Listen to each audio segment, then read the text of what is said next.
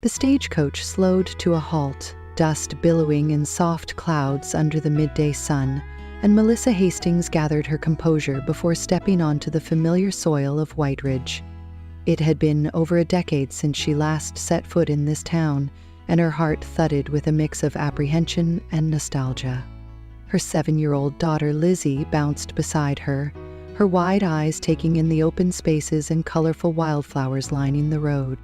"Mama, look at all the flowers!" Lizzie exclaimed, her bonnet askew as she pointed enthusiastically at a nearby patch of daisies. Melissa smiled, rubbed the worn fabric of her skirts, and tried to keep her nerves hidden. "Yes, darling, they're lovely," she replied, though she found it hard to focus on anything other than the memories pressing in on her. As they disembarked, Sheriff Elliot Patterson, a man whose face carried the weight of both time and authority, tipped his hat in greeting. "Melissa Hastings?" he asked, his voice carrying the familiar drawl of local hospitality infused with genuine sympathy. "Sorry to hear about your aunt. We'll miss her around here." "Thank you, Sheriff," Melissa replied, trying to suppress the emotions that the simple gesture stirred. She wasn't just returning to inherit Aunt Helen's cottage. She was returning with the ghosts of decisions past, and the shadow of a lost love she'd never quite shaken off. Lizzie, brimming with curiosity, tugged at her mother's sleeve, eager for adventure. "Sheriff, do you have robbers in your jail?" she asked with the unabashed curiosity that only children possess. Elliot chuckled warmly. "Not today, little miss. Just my deputy catching up on some shut-eye." Melissa couldn't help but smile at her daughter's enthusiasm, though her heart was pounding for other reasons. As the small trunk was unloaded, Sheriff Patterson seemed to take the opportunity to catch Melissa's attention again. "Trevor Mason's out near your place, setting up work to clear those thistles that are choking the creek back there," he mentioned, casually but with a glint of intent. At the mention of Trevor Mason, Melissa felt as if something inside her had shifted. She hoped her expression remained neutral, but Sheriff Patterson's knowing look suggested otherwise. "I appreciate the information," Melissa managed, though her mind whirled. Trevor Mason had once meant everything to her, and the years had done nothing to erase his presence from her heart, nor her regrets from her mind. Eager to steer clear of any further conversation about the subject, Melissa instructed Lizzie to pick up the carpet bag. It was time for them to take the short walk to the cottage. With anticipation, Lizzie asked, "Mama, can we get a big dog before we go? One that barks at cows?" "Let's see about that after we've settled in," Melissa said gently, her voice soothing her daughter's eagerness. Internally, though, Melissa wondered if returning to White Ridge had been wise. It didn't take long to arrive at the cottage. It emerged slowly from behind a grove of cottonwoods, sagging slightly under the weight of neglect, yet still picturesque in its rustic charm. Melissa was hit by a wave of nostalgia and a truth she had scarcely acknowledged. She had missed this place, even with all its painful associations. Lizzie, unbothered by such weighty reflections, dashed ahead and pushed open the creaking gate. "Mama, it's like a secret garden," she called out, her voice bright against the muted tones of the overgrown yard. Judging by the tangled vines and the creaky porch, it was clear Aunt Helen's cottage had not seen much care in recent years. As they entered, the dusty interior bore the distinctive smell of closed spaces and old memories. Melissa surveyed the rooms with a discerning eye, setting aside connections to her past for practicality. There was work to be done. In the midst of inspecting what needed immediate attention, a voice rang out from the doorway, pulling Melissa from her thoughts. "You need a hand with that?" At that voice, Melissa's heart gave an involuntary leap. Trevor Mason stood there, taller than she remembered, his presence filling the small entryway like the sun fills a shadow. Patient and steady was the way he seemed to regard her, though the trace of something unspoken lingered in his eyes. "Elliot mentioned you'd be arriving," he continued, taking a step inside to bridge the years between them. "Sorry about your husband." Startled slightly by Trevor's words, Melissa nodded, masking the flurry of emotions that the man before her effortlessly triggered. "Thank you, Trevor," she replied, the words catching slightly in her throat. Lizzie, perceptive and quick to recognize an ally, tugged at Trevor's sleeve with the lopsided confidence of childhood. "Excuse me, mister. Mama said we might get a dog. I heard lots of cows." Trevor crouched down to her level with a warm smile. "Plenty of cows around here, missy. But first, let's make sure your roof doesn't leak on you." Melissa's cheeks flushed as she met Trevor's gaze once more. The years hadn't dimmed his charm, nor erased the echoes of what had once been. But life was more complicated now, with Lizzie's innocent hopes tangled in her choices. "We'll need some time to get adjusted before we do any of that," Melissa admitted, though her pride battled for control.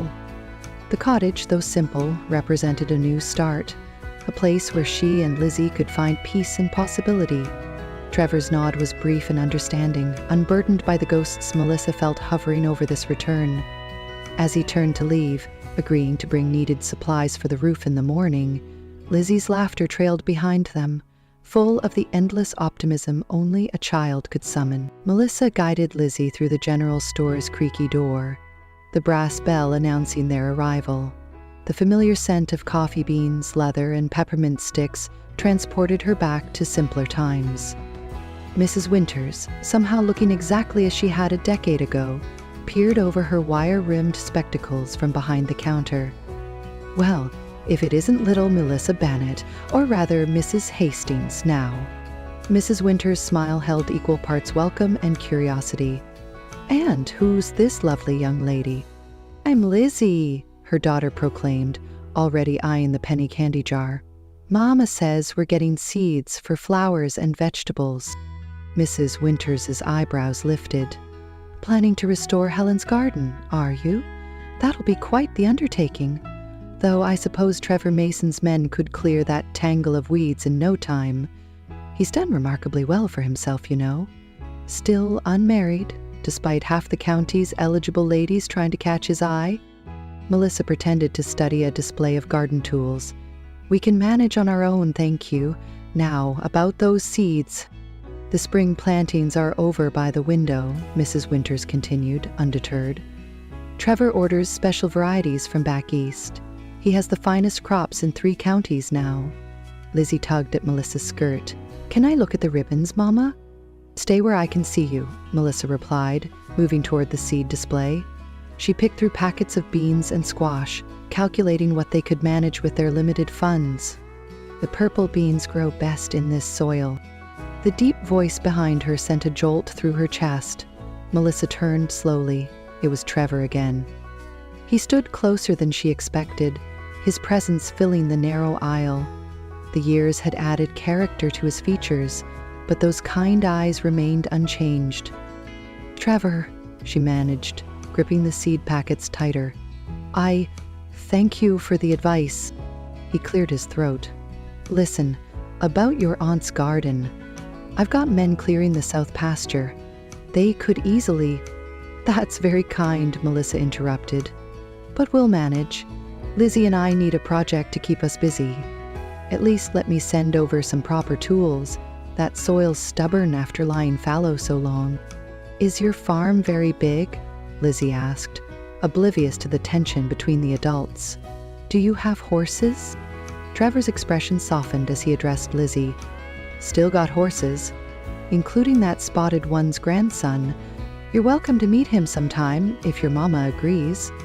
Melissa added up their purchases, avoiding Trevor's gaze. "We should get back to the cottage before it gets too hot. Come along, Lizzie." "But Mama—" "Perhaps another time," Melissa said firmly. She approached the counter, where Mrs. Winters had been watching the exchange with poorly concealed interest. "That'll be 75 cents, Mrs. Winters announced, adding, "Though Trevor usually has extra seedlings come planting time. These will do fine." Melissa counted out the coins, aware of Trevor's continued presence behind her. As she gathered their packages, Trevor stepped forward. "Melissa, wait. There's a social at the church next Saturday. Maybe you and Lizzie would—" "We're still settling in," she replied quickly, "but thank you." Outside, the bright sunshine felt like an escape. Lizzie skipped ahead, clutching her new ribbon. "He's nice, Mama. Can we really see his horses?" Melissa adjusted her packages, memories of another summer day threatening to surface. "We'll see, darling. We have plenty to do at home first." Through the store window, she caught Trevor watching them leave, his expression a mix of regret and something that looked dangerously like hope. Melissa quickened her pace, but she couldn't outrun the whisper of her heart, reminding her that some feelings, like certain seeds, could lie dormant for years and still spring to life given the right conditions. She just wasn't sure if she was ready to let anything bloom. "Put your back into it, Mama," Lizzie called cheerfully, mimicking a phrase she'd heard from a street worker in the city. Melissa smiled despite her exhaustion, wiping sweat from her brow with her sleeve. They had been at it for hours, attempting to clear the tangled weeds and break the hard-packed soil of what had once been her aunt's flourishing garden. Her hands were blistered from the shovel, her back ached fiercely, and they had cleared barely a quarter of the space. "I think we need a break, sweetheart," Melissa said, leaning on the shovel. "The ground is harder than I expected." "It's like trying to dig through stone," Lizzie agreed, dropping her small trowel. Her face was flushed from exertion beneath her bonnet. "Can I have some lemonade?" "Water for now. We'll make lemonade when we can afford lemons." Melissa guided her daughter to the shade of the porch where a pitcher of well water waited. She poured a cup for Lizzie, noticing how the child's hands trembled slightly. "Are you feeling all right?" she asked, pressing her palm to Lizzie's forehead. It felt warm, warmer than it should from mere exertion. "My head hurts a little," Lizzie admitted, "and I'm tired. Perhaps we've been in the sun too long. Let's go inside and rest." By evening, Lizzie's condition had worsened. She lay on the bed they shared, her face flushed scarlet, her nightgown damp with sweat. Melissa placed another cold compress on her daughter's forehead, trying to mask her growing panic. "How much longer until I feel better?" Lizzie asked weakly. "Soon, darling, very soon." Melissa forced confidence into her voice despite the fear gripping her heart. They were alone, far from neighbors, with no medicine in the house. She had to find help. "I need to fetch the doctor," she told Lizzie. "Can you be brave and stay here alone for a short while?" Lizzie nodded, though her eyes were frightened. "Don't be gone long, Mama." "I won't, I promise." Melissa tucked the blankets around her daughter and lit an extra lamp.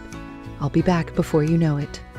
The half-mile walk to town seemed interminable in the gathering dusk. Melissa's mind raced with terrible possibilities. What if it was something serious? What if she couldn't find help in time? Willowbrook had seemed so familiar by day, but now, in her desperation, it felt alien and unwelcoming. When she finally reached what she hoped would still be Dr. Simmons' house, she found only his wife, who informed her that the doctor had been called to a difficult birth at a farm 10 miles away. "He won't be back until morning, most likely," Mrs. Simmons said sympathetically. "Is it urgent?" "My daughter has a fever," Melissa explained, trying to keep the tremor from her voice. "She's only 7. "Something wrong, Melissa? Is everything all right?" She turned to find Trevor standing behind her, a package under his arm. He must have seen her desperate rush through town. "It's Lizzie," she said, propriety forgotten in her worry. "She has a fever, and the doctor is not here." Trevor's expression grew serious. "How high? Is she alert? Any other symptoms?" "She was very hot, a bit confused. No cough or rash that I can see." Melissa wrung her hands. "I don't know what to do. We have no medicines, and I can help," Trevor said firmly. "I served as a medic in the army, and I keep my medical supplies in my wagon. It's just across the road." Melissa hesitated only momentarily. "Yes, let's go." The return journey passed in tense silence, broken only by Trevor's occasional reassurance that childhood fevers were common and often looked worse than they were. When they reached the cottage, Melissa rushed inside, Trevor following with his medical supplies. Lizzie lay where Melissa had left her, her small chest rising and falling rapidly. "Lizzie, darling." "I've brought help," Melissa said, sitting beside her. "This is Mr. Mason. He knows about medicine." "The farmer man?" Lizzie murmured, her eyes glassy. Trevor smiled gently as he set his bag down. "That's right, the farmer man. I'm going to help you feel better." He turned to Melissa. "Could you heat some water, please?" While Melissa busied herself at the stove, Trevor examined Lizzie with careful, practiced movements. He checked her throat, felt along her neck, listened to her chest with a small wooden stethoscope. "Is it serious?" Melissa asked when she returned with the water. Trevor shook his head. "Summer fever, common in children, especially after exertion in the heat. She needs rest, cool compresses, and plenty of fluids." He reached into his bag and produced several small packets. "This is willow bark. Brew it into a tea. It will help with the fever and discomfort. And this," he held up another packet, "is mint and honey. Mix it with cool water for her to drink." Melissa watched as Trevor prepared the willow bark tea himself, then gently helped Lizzie sit up to drink it. "Small sips," he instructed softly. "That's a good girl." Lizzie grimaced at the bitter taste, but obediently drank. "The pumpkin carriage," she mumbled. "Did you really grow one?" Melissa was a bit flushed at Lizzie's words. "I often tell her stories right before bedtime. I think she is remembering one of them." Trevor smiled. "I grew a pumpkin that won the county fair 3 years running. Big as a wash basin, but perhaps not quite large enough for Cinderella." "Mama said it was magical," Lizzie insisted sleepily. Trevor's eyes flickered to Melissa. "Did she now?" Melissa busied as she adjusted Lizzie's blankets. After an hour, Lizzie's fever began to ease and she drifted into a natural sleep. Trevor packed his supplies while Melissa sank into a chair beside the bed, relief washing over her like a wave. "Thank you," she said quietly. "I don't know what I would have done." "You would have managed," Trevor replied. "You always were resourceful." An awkward silence fell between them, heavy with unspoken words. "Would you like some coffee?" Melissa finally offered, feeling she owed him at least that much. "It's the least I can do." Trevor nodded. Coffee would be welcome. They moved to the small porch, careful not to disturb Lizzie. The night had grown cool, with stars scattered like sugar across the dark sky. They sat in silence for several minutes, the only sound the chirp of crickets and the occasional hoot of an owl. "I saw you both working in the garden today," Trevor said finally, as I was passing by. Melissa stared into her coffee cup. "We didn't make much progress, I'm afraid. That soil hasn't been turned in years. It's like iron." "We'll manage," Melissa said automatically. Trevor studied her over the rim of his cup. "You always say that." "Because it's true, we've managed so far." "At what cost?" Trevor asked quietly. "Those blisters on your hands tell their own story." Melissa tucked her hands into her skirt folds. "We're not looking for charity." "Neighborly help isn't charity, Melissa." She changed the subject. "How did you come about learning medicine?" "War teaches terrible lessons efficiently," he replied, his voice suddenly distant. "I saw enough suffering to last a lifetime." "I didn't know you'd gone to war." "There's a lot you don't know about the past 10 years, he said, not unkindly. Melissa nodded, the weight of all that had passed between them, or hadn't, settling around her shoulders like a heavy cloak. As Trevor prepared to leave, he paused at the porch steps. "You know, Melissa, seeds need the right conditions to grow. Good soil, water, sunlight, but most of all, they need someone willing to clear away what's keeping them buried." He settled his hat on his head. Second chances work the same way. Before she could respond, he was gone, his figure disappearing into the darkness beyond the porch light. Melissa remained seated long after, his words taking root in her mind like the seeds she hoped to plant, seeds that needed the right conditions to grow. Just like the second chance she wasn't sure she deserved. 2 days later, the rhythmic sound of shovels hitting earth pulled Melissa from sleep. She rushed to the window, her heart skipping at the sight below. Trevor and 2 farmhands were already halfway through clearing her garden, the morning sun glinting off their tools. "Of all the presumptuous," she muttered, hastily pinning up her hair. She marched outside, ready to give Trevor Mason a piece of her mind about unwanted interference. "Good morning, Melissa," Trevor called out before she could speak, maddeningly calm as he lifted another shovelful of stubborn soil. "Hope we didn't wake you too early." "What do you think you're doing?" She crossed her arms, trying to maintain her dignity despite being in her morning wrapper. Trevor leaned on his shovel, following the boss's orders. At her confused look, he smiled. "Lizzie hired us last night. She said she'd pay in cookies once you taught her how to bake them." "She what?" Melissa deflated slightly, remembering how Trevor had checked on Lizzie the previous evening. "Yes, she's quite the negotiator." He nodded to his men to take a water break. "Lizzie asked if I knew how to make a garden grow as big as her friend Sarah's back in Boston. Right then we struck a deal." Melissa watched the farmhands retreat to the shade of the old oak tree. "I appreciate the thought, but it's not charity, Melissa." Trevor's voice softened. "Consider it payment for all the times your Aunt Helen helped me with sick cattle. She knew more about healing herbs than anyone in the county. You could have asked first. Would you have said yes?" Their eyes met, and Melissa felt the familiar flutter in her stomach that his direct gaze always caused. Before she could respond, the screen door creaked. "Mama! Mr. Mason came back!" Lizzie bounded down the porch steps, her nightgown flying. "Do you like our surprise?" Melissa caught her daughter's excitement. "You arranged all this?" "Uh-huh. Mr. Mason said the ground needs special handling 'cause it's been sleeping so long." "Like Sleeping Beauty?" Lizzie twirled, nearly colliding with Trevor. He steadied her with practiced ease. "Careful there, Miss Lizzie. Those dancing feet of yours might stir up a whirlwind." Lizzie beamed at him. "Can you tell Mama about the special tomatoes now? The ones your mama used to grow?" Trevor's expression shifted, becoming more guarded. "Actually, I should check on the men." "Please?" Lizzie's pleading face could melt stone. "My mother had a way with difficult plants," Trevor said quietly. "She said some varieties just need extra patience, like some people." He met Melissa's eyes. The weight of his words settled between them.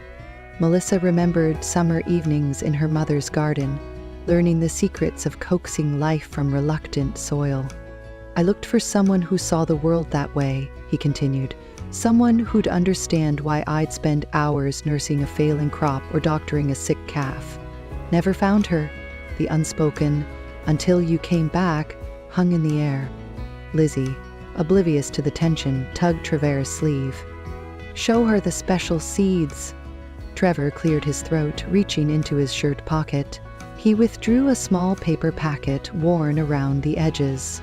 "Mother's heirloom. Tomatoes. Been saving these for the right garden." Melissa took the packet, her fingers brushing his. A note was tucked inside.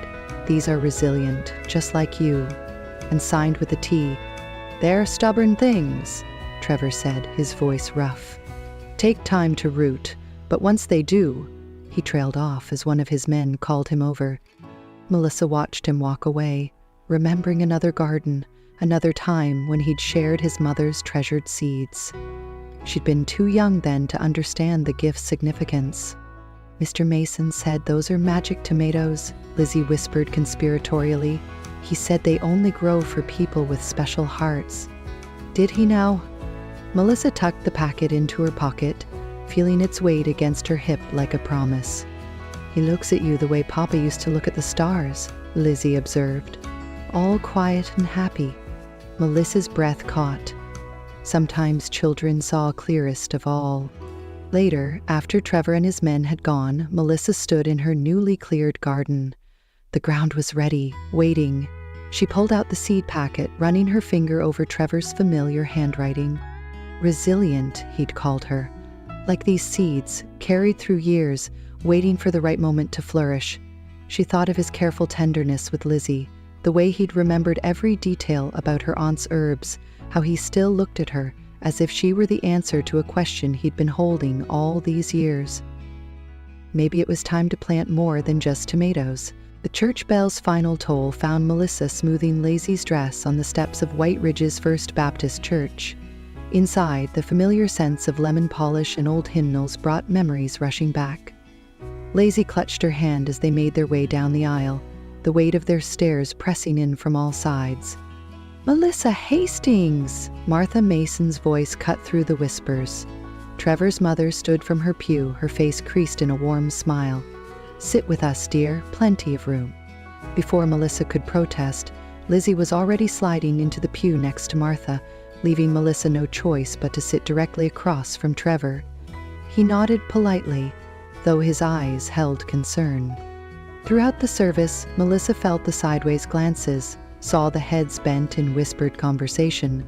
Lizzie, blissfully unaware, swung her feet and shared Martha's hymnal.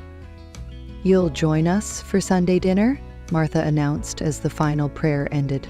It wasn't a question. "That's very kind, but we couldn't." "Nonsense." Martha's tone brooked no argument. "Trevor, tell them." Trevor shifted uncomfortably.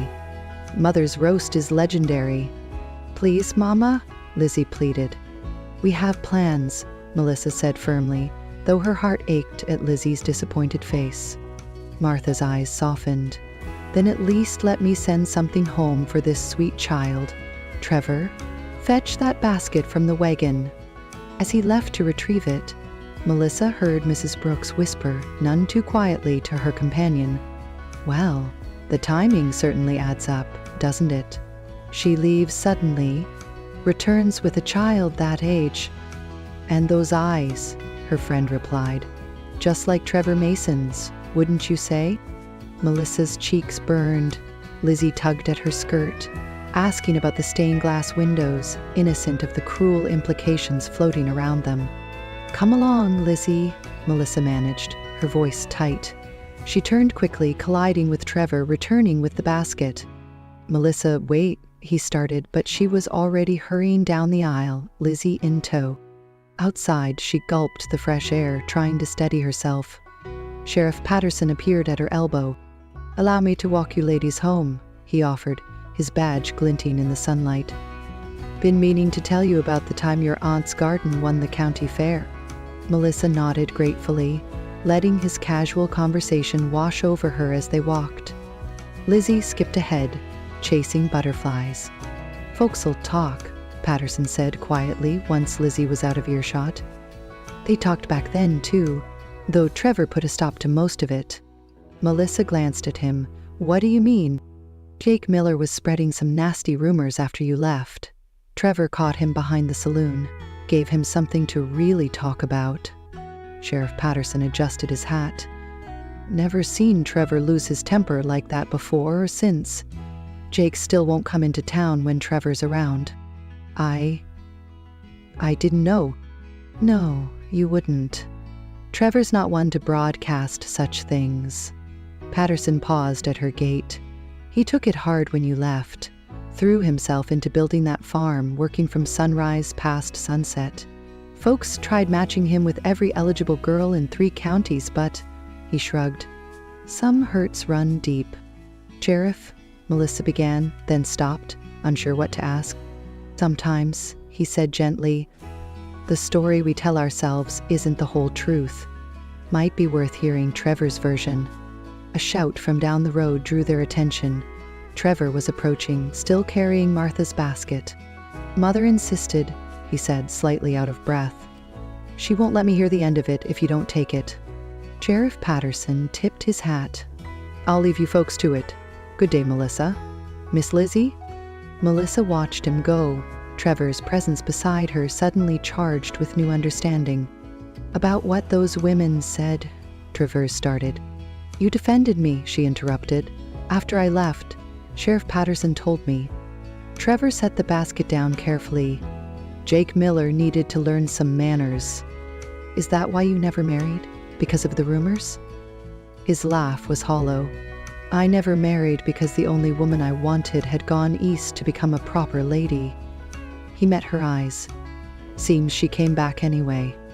"Mr. Mason," Lizzie called from the garden. "Come see. Your magic seeds are sprouting." They walked to where Lizzie crouched by the tiny green shoots pushing through the soil. Trevor knelt beside her.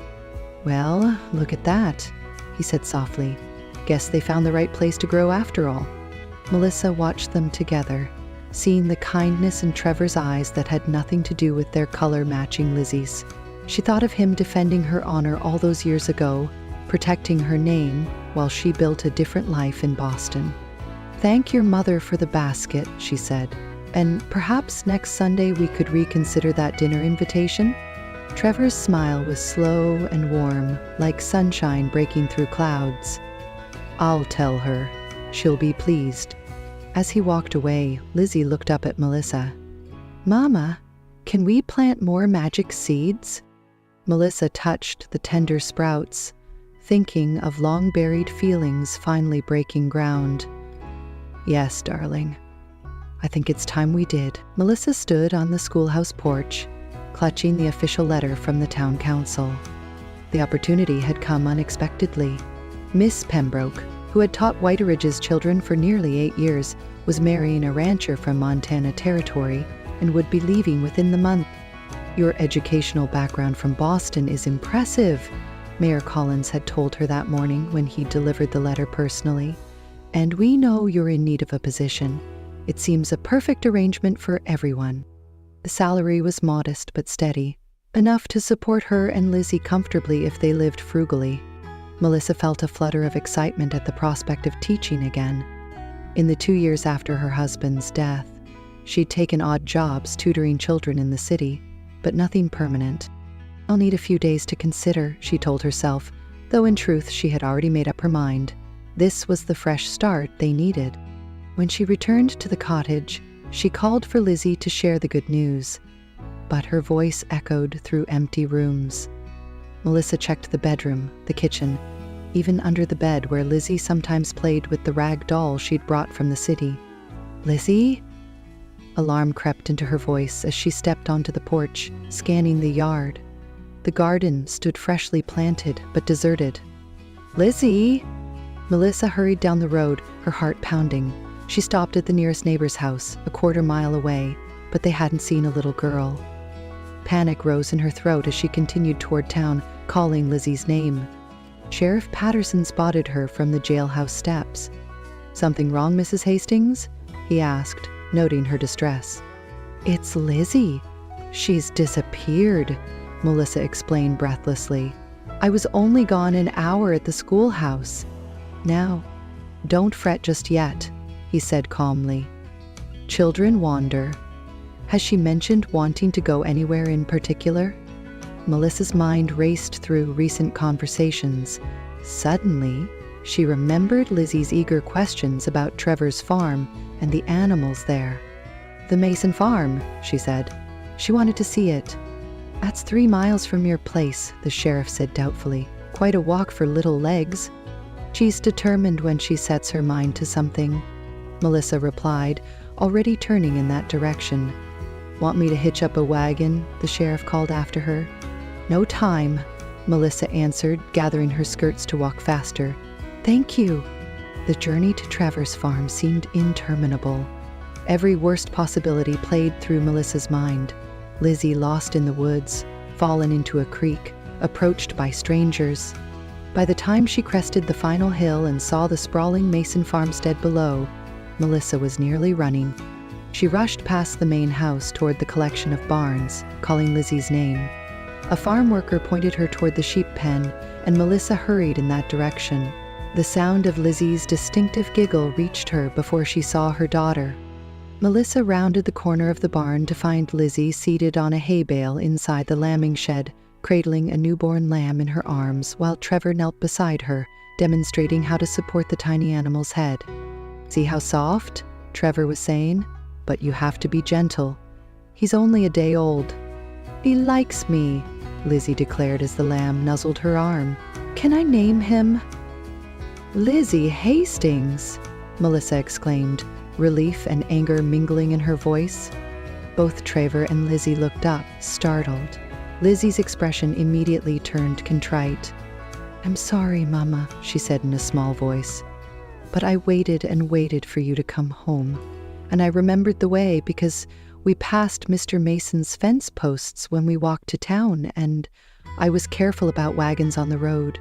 Truly I was." Melissa strode forward, torn between the urge to scold and the desire to clutch her daughter close. Relief won out as she dropped to her knees and pulled Lizzie into a tight embrace, careful of the lamb. "Do you have any idea how worried I was?" Melissa asked, her voice shaking. "You can't just wander off without telling anyone." "I'm sorry," Lizzie repeated, tears welling in her eyes. "But Mr. Mason said I could see the baby lambs someday, and today they were being born." Trevor stood, dusting hay from his trousers. "I apologize, Melissa. When she arrived, I should have brought her straight home or sent word, but she was so excited about the lambs, and I thought perhaps you knew where she was headed." "She's 7 years old, Trevor. She doesn't go miles from home alone." Melissa's words were sharp, but the edge of her panic was already dulling at seeing Lizzie safe. Lizzie carefully returned the lamb to its mother under Trevor's guidance, then turned back to Melissa. "Are you very angry, Mama?" Melissa sighed. "I was very frightened. Don't ever do that again without permission. Do you understand?"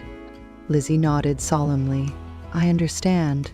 Then, unable to contain herself, she added, "But wasn't he the most beautiful lamb you've ever seen?" Despite herself, Melissa felt a smile tug at her lips. He was indeed beautiful. "I have 6 more ewes ready to deliver," Trevor said, helping Lizzie to her feet. "You're welcome to stay and watch now that your mother's here." "May we, Mama, please?" Lizzie begged. Melissa hesitated, but the hope in her daughter's eyes was impossible to resist. "For a little while," she conceded. They spent the next hour in the lambing shed, Lizzie entranced as 2 more lambs entered the world. Melissa found herself watching Trevor as much as the lambs. His gentle confidence with the animals, his patience explaining the process to Lizzie, the way his hands moved with such sureness. When it was time to leave, Trevor offered to take them home. "It's getting late," he pointed out, "and it's a long walk for little legs." Lizzie and Melissa, both tired from their adventure, readily accepted Trevor's offer. As they rode, Lizzie kept chattering happily about naming all the new lambs, while Melissa felt a strange peace settle over her. As they neared the halfway point, Lizzie grew drowsy, and Trevor held on to her while the steady clop of the horse's hooves kept the small coach moving. "I had some news today," Melissa said, breaking a comfortable silence. "The school board has offered me the teaching position. Miss Pembroke is leaving to marry." "Congratulations," Trevor said warmly. "You'll be excellent at it. You always had a way of explaining things clearly. It's been a long time since I taught formally." "Some skills don't fade," he assured her. "Trevor," Melissa said suddenly, "there's something I need to tell you. Something I should have explained the moment I returned." He turned to her, his expression open. "I'm listening. The night I left, 10 years ago, it wasn't by choice." The words tumbled out, released after years of containment. "My father had gambling debts, serious ones. Men came to collect, threatening violence. We fled in the night with only what we could carry." Trevor looked confused. "Why didn't you tell me? I could have helped." "Father forbade it. He was ashamed." Melissa took a deep breath. "But I wrote to you. As soon as we reached my aunt in Pittsburgh, I wrote explaining everything. When no answer came, I wrote again. And again. Finally, the letters started coming back, unopened." Trevor stopped the coach, his expression stunned. "I never received any letters, Melissa, not one." "But they were returned?" "I never sent them back, but I later found out who did. My sister Emma.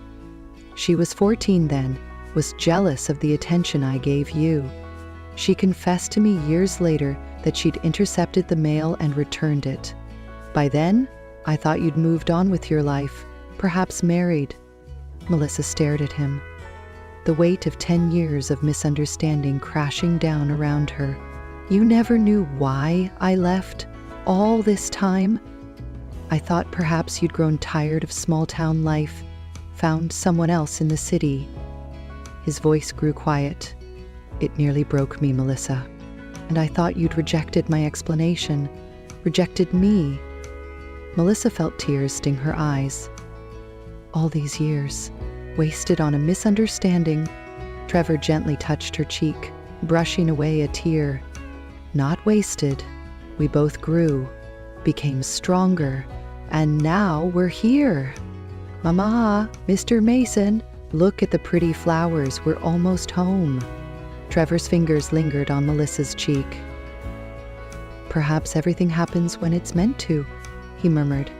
His eyes asked a question, and Melissa answered by leaning forward slightly. Their lips met in a brief, tender kiss, a reunion and a beginning all at once. It lasted only a moment before they separated, aware of Lizzie's presence nearby, but it left Melissa breathless. Second chances, Trevor whispered, echoing his words from days before, like seeds that waited for the right season to sprout. Melissa smiled, truly smiled, for what felt like the first time in years. I think the season has finally arrived. The Wilsons' property buzzed with activity as nearly every resident of White Ridge gathered for the barn raising. 3 weeks earlier, lightning had struck their old barn, reducing it to ashes in a matter of hours. Now, the community had rallied to help rebuild. Melissa adjusted her bonnet against the midday sun as she carried her contribution, 2 large apple pies, to the food tables set up under a grove of oak trees. All around her, men hammered and sawed while women organized meals and children darted between the workers, carrying nails and tools. Those look delicious, Martha Mason commented as Melissa set down her pies. Trevor's mother had taken to stopping by the cottage regularly, bringing small gifts and bits of town news. Did you use cinnamon in the crust? It's the secret to a perfect apple pie. I did, Melissa confirmed. An old recipe of my mother's. Melissa! Lizzie's voice rang out across the yard as she ran toward them, her dress already smudged with dirt. Look at me. I'm helping. Melissa smiled at her daughter's enthusiasm. What job have they given you? Nail duty, Lizzie proclaimed proudly, showing the small pouch tied to her waist. I bring nails to the men when they call, and Mr. Mason let me hammer one in myself. My Trevor always did have a soft spot for children, Martha said, her eyes twinkling as she glanced toward where her son directed a group of men raising one of the barn's main support beams. He says they're the best judges of character. Melissa followed Martha's gaze. Trevor stood shirt-sleeved in the summer heat, gesturing as he explained something to the workers around him.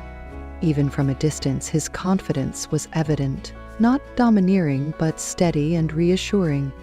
The men around him nodded, following his instructions willingly. Lizzie, come back, it's your turn, a small boy called from near the water barrel. I have to go, Lizzie said importantly. We're playing Spot the Nail while we wait for them to need more. As Lizzie scampered off, Melissa busied herself arranging cups for lemonade. She'd been avoiding Trevor since their trip home from the farm 3 days ago. That moment, that kiss, had awakened possibilities she wasn't sure she was ready to face. Throughout the afternoon, Melissa found her attention repeatedly drawn to Trevor. She noticed how he took time to explain the construction process to the younger men, how he made sure the older workers took breaks, how he knelt to speak with children at their level. When Samuel Peterson's milk cow wandered into the construction site, Trevor calmly led it back to its pasture without a word of complaint. He's always been that way, Martha commented, appearing beside Melissa as she refilled the lemonade pitcher. Patient to a fault. His father used to say, Trevor could gentle a wild horse with nothing but his voice. Melissa blushed, realizing she'd been caught staring. He's good with the community, she said neutrally. A commotion near the tool area drew their attention. Lizzie stood facing Billy Anderson, the blacksmith's son, who towered over her despite being only 9. That's not true, Lizzie's voice carried across the yard. You take it back. Melissa started forward, but Martha laid a restraining hand on her arm. Wait. Look. Trevor was already approaching the children, moving unhurriedly as though he happened to be passing by. "Everything all right over here?" he asked mildly. Billy scuffed his boot in the dirt. "She got mad at nothing. I said I don't have a real family because I don't have a papa," Lizzie declared, hands on her hips, chin quivering despite her brave stance. "He said real families have mothers and fathers." A hush fell over those close enough to hear. Melissa's face burned with embarrassment and anger as she pulled away from Martha to intervene. But Trevor was already crouching between the children. "That's an interesting thought, Billy," Trevor said thoughtfully. "What makes a real family, do you think?" The boy shrugged, thrown off by the question. "Ma and Pa, brothers and sisters." Trevor nodded seriously. "Old Mrs. Layton lives alone since her husband died. Is she not a real person because she lives alone?" Billy frowned. "Course she is. And the Hendersons have 7 children. Are they 7 times more a family than the Millers, who have only 1 son?" "No, that's silly," Billy mumbled. "So maybe," Trevor continued gently, "families come in all shapes and sizes. Some with mothers and fathers, some with just mothers, some with grandparents or aunts and uncles." He glanced at Lizzie. "What matters isn't who's in your family, but how much love there is." Lizzie's chin steadied. "And me and Mama love each other very much." "Exactly," Trevor agreed. "That sounds like a real family to me." Billy considered this, then nodded. "I guess. Now I believe there's a beam that needs lifting, and we could use 2 strong young people to call out when it's straight. Think you could handle that job together?" Both children's faces lit up at the important assignment, their disagreement forgotten as they raced toward the barn frame. Melissa remained rooted in place, moved in a way she hadn't expected. Trevor hadn't scolded or lectured. He'd guided the children to a realization in a way that preserved both their dignities. "He'll make a wonderful father someday," Martha said softly beside her.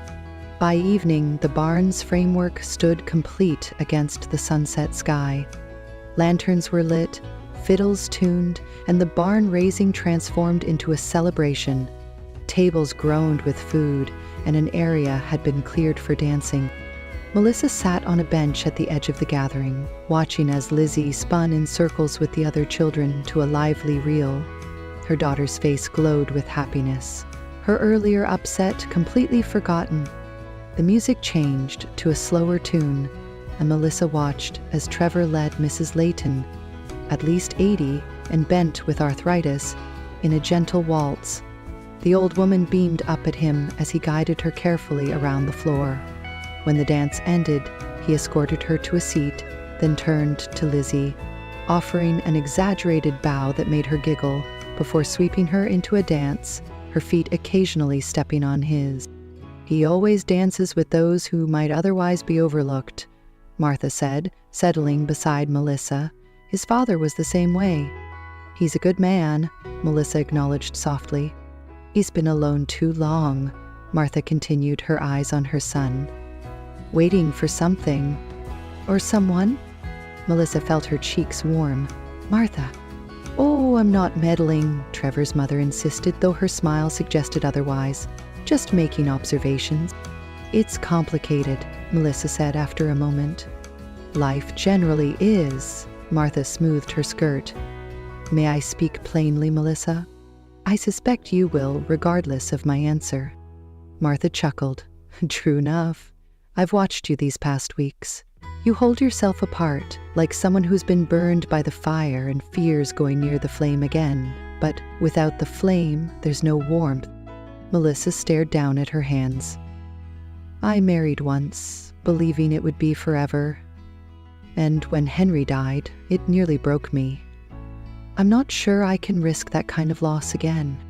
"And yet you plant a garden," Martha observed. "That's different." "Is it? You put seeds in the ground, knowing frost might kill them, birds might eat them, drought might wither them, but you plant anyway, because the possibility of harvest outweighs the risk of loss." Melissa watched as Trevor twirled Lizzie, her daughter's laughter carrying across the yard. "I have Lizzie to consider now. It's not just my heart at risk. That child already adores my son, Martha said gently, and he adores her. The seeds are already sprouting whether you tend them or not. The dance ended and Lizzie ran over, breathless with excitement. Mama, Mr. Mason said he'll teach me to square dance next. Isn't that wonderful? That is wonderful, Melissa agreed, smoothing Lizzie's wild curls. As Lizzie darted off to get a drink of water, Martha stood to leave. You know, she said, the finest crops often come from twice-tilled soil. The first breaking only prepares the ground. It's the second tilling that readies it for real growth. Is that another farming metaphor, Martha? Melissa asked with a small smile. We speak in what we know, Trevor's mother replied, and I know that some hearts, like some fields, need to be broken twice before they're ready for the harvest they were meant to bear. As Martha moved away to join the other older women, Melissa's eyes found Trevor again. He was helping organize the children for a simple square dance, his patience evident as he demonstrated the steps. When he looked up, their eyes met across the crowd. He smiled, that warm, genuine smile that reached his eyes, and Melissa felt something shift inside her, like soil finally accepting a deep plow after a long fallow season. Perhaps Martha was right. Perhaps her heart needed this second breaking to learn how to truly grow. Dark clouds rolled across the horizon, like a thick wool blanket being pulled over the sky. Melissa secured the shutters on the east side of the cottage, her hands working quickly as thunder rumbled in the distance.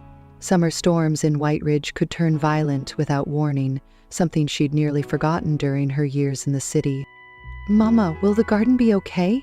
Lizzie asked anxiously, peering through the window at their carefully tended plants. The tomato seedlings from Trevor's special seeds had just begun to sprout, tiny green promises reaching toward the sun.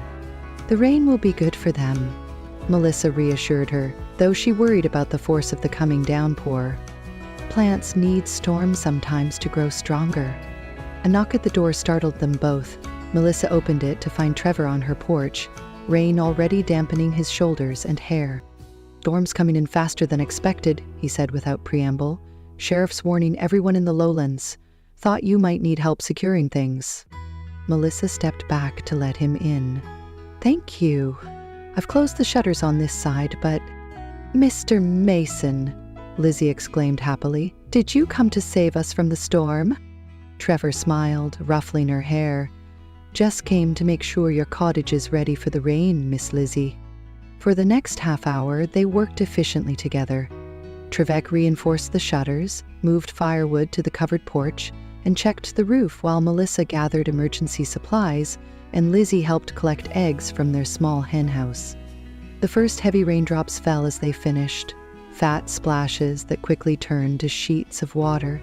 Wind howled around the eaves, finding every gap in the old cottage's structure. Creek's already rising, Trevor observed, looking out the back window toward the small stream that marked the edge of Melissa's property. It's up a good foot from this morning. It's never flooded before, has it? Melissa asked, joining him at the window. Not in my memory, Trevor admitted.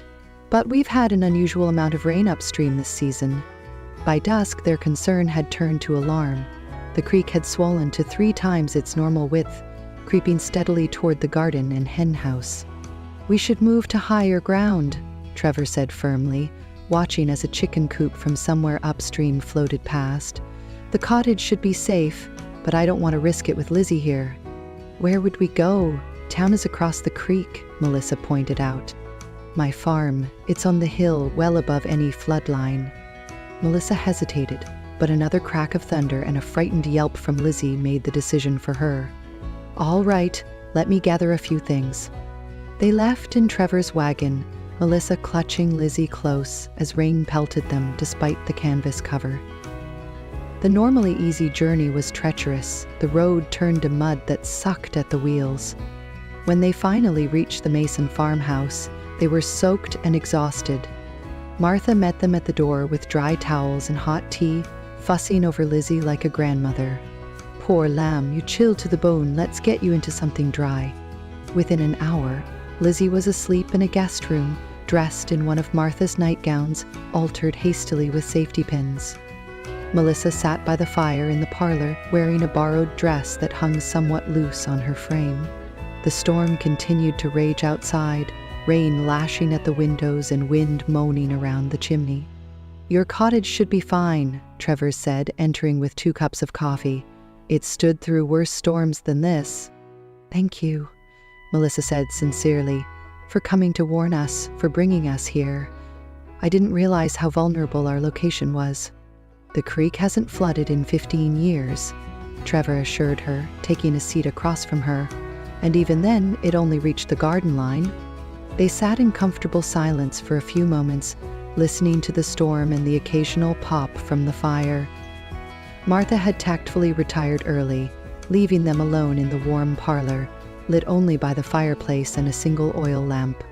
"Lizzie seems to have settled in quickly," Melissa observed. Trevor smiled. "Children are resilient. They adapt more easily than adults." "Yes," Melissa agreed softly. "Sometimes I think I could learn from her openness, her willingness to embrace new situations." "You've done remarkably well yourself," Trevor countered. "Starting over in a place filled with memories couldn't have been easy." Melissa stared into her coffee cup. "Easier and harder than I expected, in different ways." "How so?" She hesitated, then decided honesty was the only path forward. The town, the cottage, the daily routines, those were easier to return to than I imagined. But seeing you again, she met his eyes. That's been much more difficult. Trevor's expression remained gentle, but his knuckles whitened slightly around his cup. "Because of our history? Because of what I still feel," Melissa admitted, her voice barely audible above the storm. "I came back expecting ghosts, Trevor, not possibilities." The word hung between them, fragile and potent. "I understand fear, Melissa," Trevor said finally. "After you left, I was afraid too, afraid to hope you might return, afraid to consider a future with anyone else. And now," she whispered, "now I'm afraid of wasting another moment when life has somehow given us this second chance." His eyes held hers steadily. "But I respect your independence. I know you came back to build a life for yourself and Lizzie, not to pick up where we left off." Melissa set down her cup, her hands trembling slightly. "That's just it. I don't know what I want anymore. I was so determined to prove I could stand on my own, provide for Lizzie without help, and then you appeared with your kindness and patience, complicating everything." "I'm sorry for complicating things," Trevor said, though his expression suggested he wasn't entirely apologetic. "No, you're not," Melissa replied with unexpected laughter. His smile turned rueful.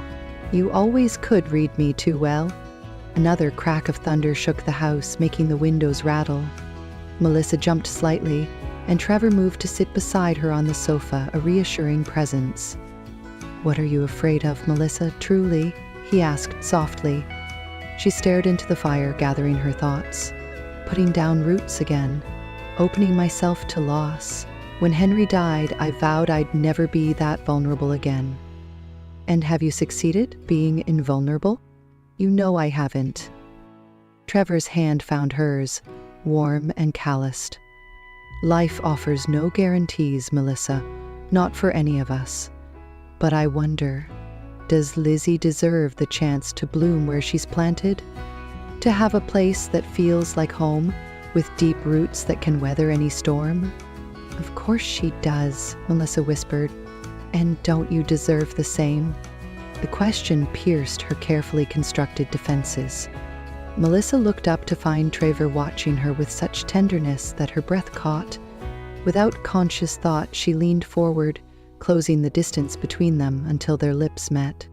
The kiss was different from their first, deeper, filled with years of longing and newfound hope. Trevor's arms encircled her, strong and secure as the storm raged outside. For a moment, Melissa allowed herself to imagine a future here, with this man, in this place. Then reality and fear rushed back. She pulled away abruptly, standing to put distance between them. "I'm sorry," she said, wrapping her arms around herself. "I shouldn't have." "Melissa," Trevor began, rising to follow her. She held up a hand. "Please, I need time. This is all happening so fast." Trevor stopped, respecting her space, though his expression revealed his disappointment. "Of course," he said gently. "Time is something we have plenty of now." "Thank you for understanding," Melissa whispered, though understanding was visible in every line of his body.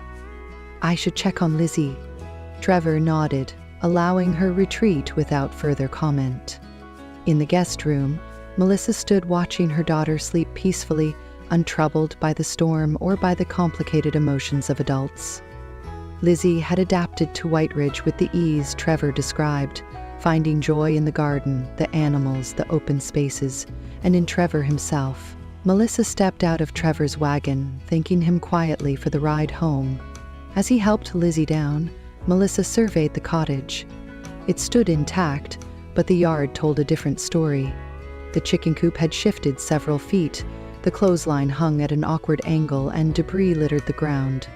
"I'll come back later to help clear things," Trevor offered, but Melissa shook her head.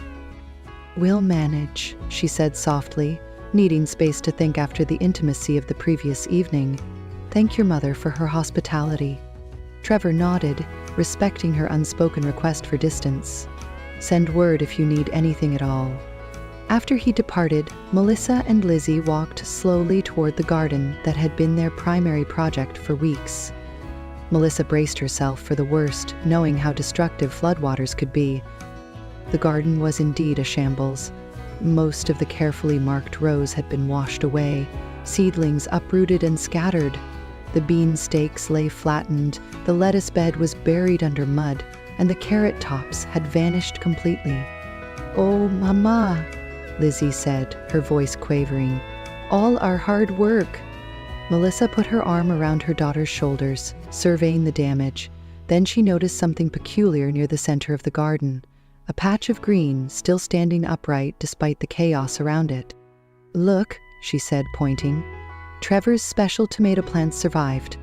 They moved closer to examine the sturdy seedlings. While everything around them had been flattened or washed away, these particular plants remained firmly rooted, their stems bent but unbroken. "They must be magic," Lizzie declared. Melissa knelt in the mud, gently touching one of the seedlings. "Not magic, just resilient. They were bred to survive harsh conditions." As she looked at those determined plants, something shifted inside Melissa's heart. These tomatoes had weathered the storm not because they were protected from it, but because they were designed to endure it. They bent without breaking, held fast when everything around them surrendered. The rest of the day passed in cleaning efforts. They rescued what could be saved, cleared mud from the porch, and replanted what seedlings they found intact. By late afternoon, Melissa was exhausted but satisfied with their progress. Lizzie had gone inside to change out of her muddy clothes when Melissa heard the familiar sound of a wagon approaching. Trevor stepped down, carrying a crate of new vegetable seedlings. "Thought you might need these," he said simply. Melissa wiped her hands on her apron, suddenly overwhelmed by his thoughtfulness. "You didn't have to do that." "I wanted to." He set down the crate, then gestured toward the garden. "How bad was it?" "Most things were destroyed," Melissa admitted. "Except your tomatoes. They survived somehow." Trevor smiled. "They're survivors. 5 generations of my family bred them to withstand drought, frost, and flood. Like you," Melissa said softly, "waiting all these years, enduring despite the storm that separated us." Trevor's eyes widened slightly at her words, but he remained silent, letting her continue. Melissa took a deep breath, her heartbeat thundering in her ears. "I've been afraid, Trevor. Afraid of feeling too much, of risking my heart again. When Henry died, I built walls to protect myself and Lizzie. Coming back here, seeing you again, those walls started crumbling, and it terrified me." "Melissa, please let me finish," she said. Last night, watching the storm from your home, I realized something. We can't hide from the storms of life. They come whether we're prepared or not. The question is whether we're strong enough to bend without breaking, to hold fast to what matters even when everything around us is chaos. Trevor stepped closer, hope evident in his expression. And what matters to you, Melissa?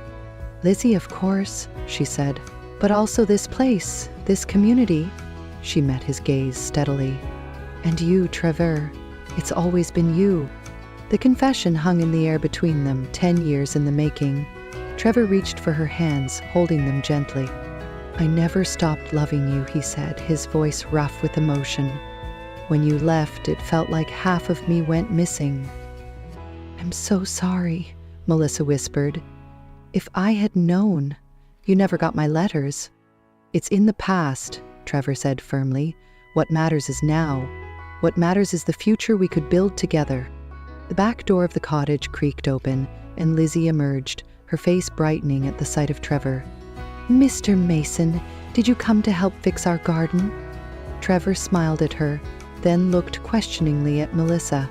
She nodded slightly, understanding his unspoken request. Actually, Lizzie, Trevor said, crouching down to the girl's level, I came to ask you and your mother something very important. Lizzie's eyes widened. What is it? Well, Trevor said seriously, I've been thinking that your mother is the bravest, kindest woman I've ever known, and you are the smartest, most delightful girl, and I was wondering if you both might consider becoming my family. Lizzie looked confused. Like, neighbors? Trevor chuckled. More than neighbors. I'm asking if I can marry your mother, but that would mean I'd become your father too, so I wanted to ask for your permission as well. Lizzie's mouth formed a perfect O of surprise. She looked at Melissa. Mama, what do you think? Melissa felt tears welling in her eyes. I think Mr. Mason would make a wonderful husband and a wonderful father for you, but only if you're comfortable with the idea. Lizzie considered this solemnly, then turned back to him. Would I still get to help with the lambs? Every spring, he promised, and you'd have your own garden plot at the farm. And would you read me stories at bedtime? Papa used to do that. Trevor's expression softened. Every night, if you'd like. Lizzie threw her arms around his neck. Then yes, you can marry us. Trevor laughed, lifting Lizzie in one arm as he rose to face Melissa. And what does the mother say? Will you marry me, Melissa Hastings? Will you give us the chance to build something beautiful together? Melissa stepped forward, her heart finally fully open. Yes, she whispered. Yes to building a life together. Yes to planting new seeds. Yes to weathering whatever storms come our way. Together. Trevor's free arm encircled her waist, drawing her close. Their kiss was tender and full of promise, Lizzie giggling between them. 2 months later, they married in the restored garden behind the cottage. The tomato plants that had survived the flood now stood tall and green, heavy with ripening fruit. Wildflowers that Lizzie had planted bordered the garden paths, and an arch of roses marked the spot where Melissa and Trevor exchanged their vows. Martha Mason sat in the front row, beaming with satisfaction as Sheriff Patterson presided over the simple ceremony. The townspeople of White Ridge filled the garden, many of them finally warming to Melissa now that her place among them was sealed by her union with one of their most respected citizens. Lizzie performed her role as flower girl with solemn joy, scattering wildflower petals before Melissa as she walked toward Trevor. When the sheriff pronounced them husband and wife, Lizzie was the first to cheer.